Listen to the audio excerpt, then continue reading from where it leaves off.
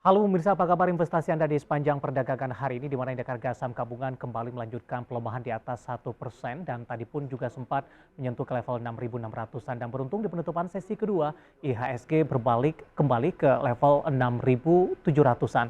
Saham-saham yang menjadi pemberat bagi indeks harga saham gabungan di sepanjang perdagangan hari ini, kalau kita lihat dari sisi sektoral, hampir semua sektoral bergerak di zona merah pemirsa. Kemudian Gotoh hari ini lagi-lagi menjadi pemberat indeks harga saham gabungan dengan mengalami pelemahan yang cukup dalam di 7% dan sudah menyentuh di bawah level di Rp100 per unit saham. Dan bagaimana review di sepanjang perdagangan hari ini, proyeksi untuk perdagangan di pekan depan, jangka menengah ataupun untuk jangka panjang, dan kembali bersama saya di Visan Oval, kita jelang IDX Closing selengkapnya untuk Anda.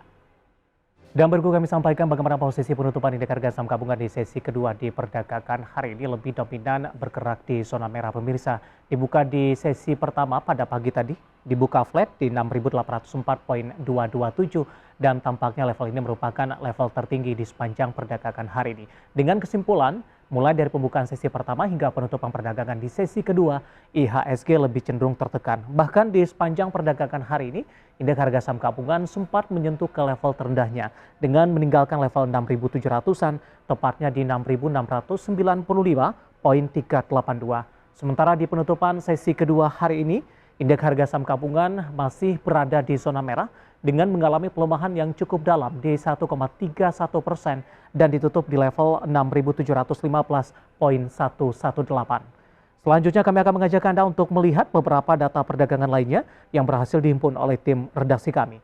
Langsung saja kita ke grafis yang pertama. Kita akan coba lihat bagaimana posisi dari penutupan beberapa indeks lainnya. Seperti MNC 36, hari ini ditutup melemah cukup dalam di 1,1%. Jakarta Islamic Index juga tertekan di 1,51% dan kondisi yang sama terjadi untuk indeks LQ45 yang di penutupan sesi kedua hari ini melemah di 1,38% dan ditutup di level 931.168.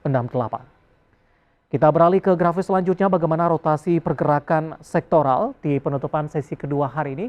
Tampaknya semua sektor menjadi pemberat bagi indeks harga saham gabungan. Dikontribusi oleh sektor energi, hari ini melemah cukup dalam di 2,46%.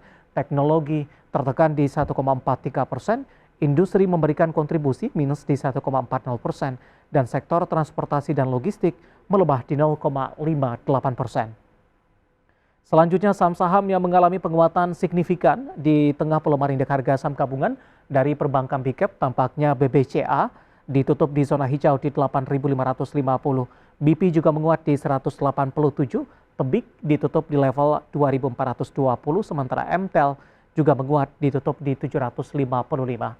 Sementara saham-saham yang mengalami koreksi yang cukup dalam dan memberikan kontribusi terhadap pelemahan indeks harga saham gabungan di sepanjang hari ini. Dari perbankan Big Cap, BMRI mengalami pelemahan di 9.850, sudah meninggalkan level 10 ribuan pemirsa. BBRI juga tertekan di 4.790. Telkom semakin menjauhi level 4 ribuan dan ditutup di 3.650. Sementara WNTR hari ini juga tertekan, ditutup di level 26.225. Dari update pasar domestik, kita akan coba lihat data terakhir dari Bursa Asia yang berhasil dihimpun oleh tim redaksi kami sampai sore hari ini, waktu Indonesia Barat. Di mana Nikkei mengalami penguatan di 1,18%, STI juga menguat tipis di 0,09%, sementara Kospi Korea Selatan menguat di 0,76%, dan Hang Seng juga menguat cukup signifikan di 2,38% dan berada di level 19.912,86.